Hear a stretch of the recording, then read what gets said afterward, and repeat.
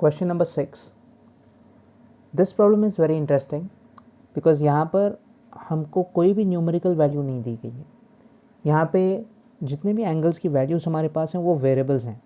जैसा यहाँ पर ये एंगल x है, ये अभी एंगल x है, ये x है एंड ये y है.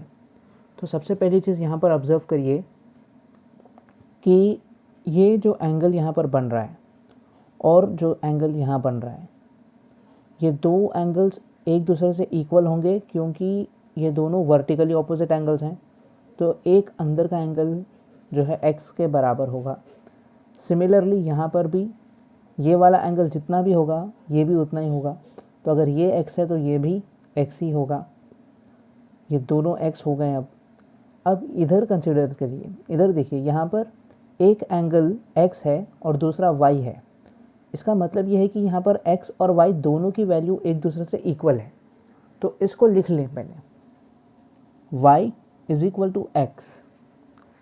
Reason, vertically opposite angles are equal.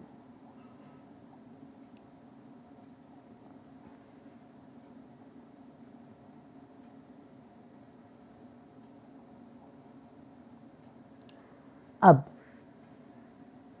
यहाँ पर x की जगह पे हम y लिख सकते हैं और y की जगह पर x लिख सकते हैं क्योंकि x और y दोनों एक दूसरे से इक्वल हैं. तो यहाँ पर मैंने y की जगह पर क्या ले लिया, x ले लिया. अभी देखिए तीन इंटीरियर एंगल्स क्या हो गए, x हो गए. तो अब इंटीरियर एंगल्स का सम क्या होगा, that is angle x plus angle x plus angle x is equals to 180 degree. तो angle x plus angle x plus angle x is nothing but 3 times of angle x, यानी 3 angle x is equals to 180 degree. अब ये 3 into angle x है equal to 180 degree. ये into 3 को उस तरफ भेज देंगे हम. तो क्या होगा, angle x is equals to 180 degree divided by 3. 3 1 जा 360 जा. तो अब एंगल x की वैल्यू हो गई 60 डिग्री. अब x और y दोनों एक दूसरे से इक्वल है, इसीलिए angle y is also equal to 60 degree. Now let us understand the two most important types of triangles. The first one is equilateral triangle. A triangle in which all the three sides are of equal length is called an equilateral triangle. तो अब equilateral triangle किसको कहते हैं?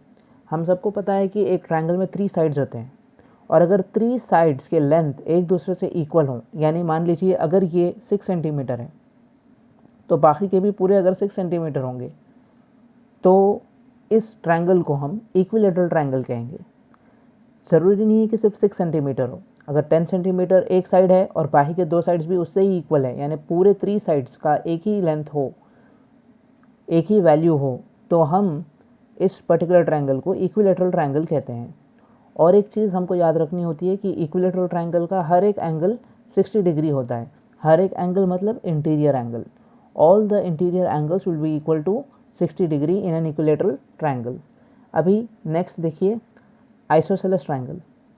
ए triangle in which any 2 sides are equal is called an isosceles triangle.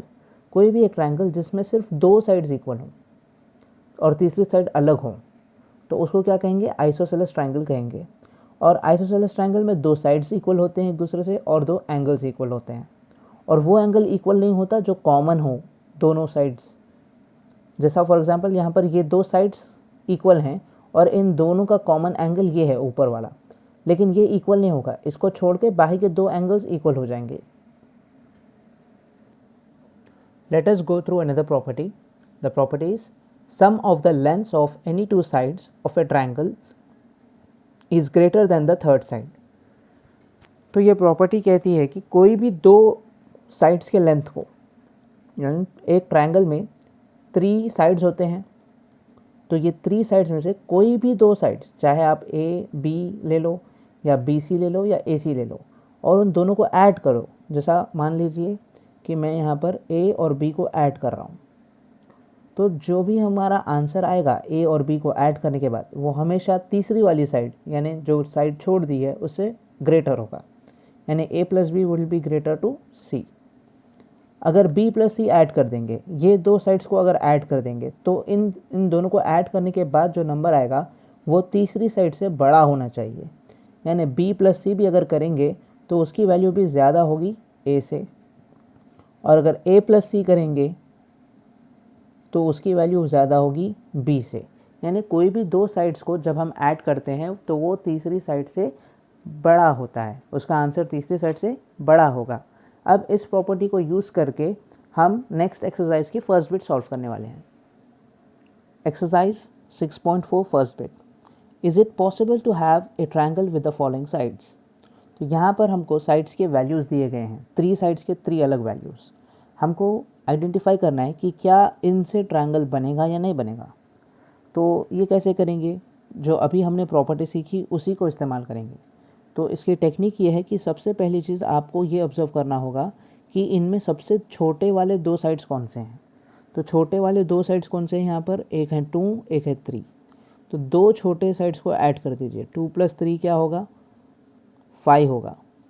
और इसको आप तीसरी side से कंपेयर करिए। तीसरी साइड क्या है, यहाँ पे 5 है।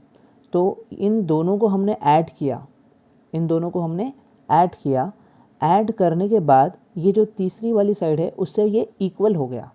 इसी वजह से ये जो साइड्स हैं ये ट्रायंगल को फॉर्म नहीं कर सकते। इस वैल्यू से हम ट्रायंगल नहीं बना सकते। क्यों नहीं बना सकते, क्योंकि हमने अभी सीखा कि जब भी कोई भी दो साइड को हम ऐड करते हैं तो वो तीसरी साइड से ग्रेटर होता है। तो लेकिन यहाँ पर 2 और 3 दो छोटे साइड्स को हमने ऐड किया तो वो 5 से इक्वल हो गया, यानी तीसरी साइड से इक्वल हो गया। इसी वजह से यहाँ पर हम ट्रायंगल नहीं बना सकते। तो इसलिए यहाँ पर लिख दीजिए नॉट पॉसिबल। अब नेक्स्ट, यहाँ पर दो छोटे वैल्यूज़ देखिए, एक है 3 सेंटीमीटर, एक है 6 सेंटीमीटर। तो 3 + 6 क्या होगा, 9 सेंटीमीटर।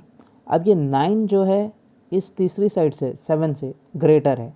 तो अगर ग्रेटर है तभी ट्रायंगल बनेगा, अगर लेसर है तब भी नहीं बनेगा, और इक्वल होगा तब भी नहीं बनेगा। तो यहाँ पर पॉसिबल है। नेक्स्ट,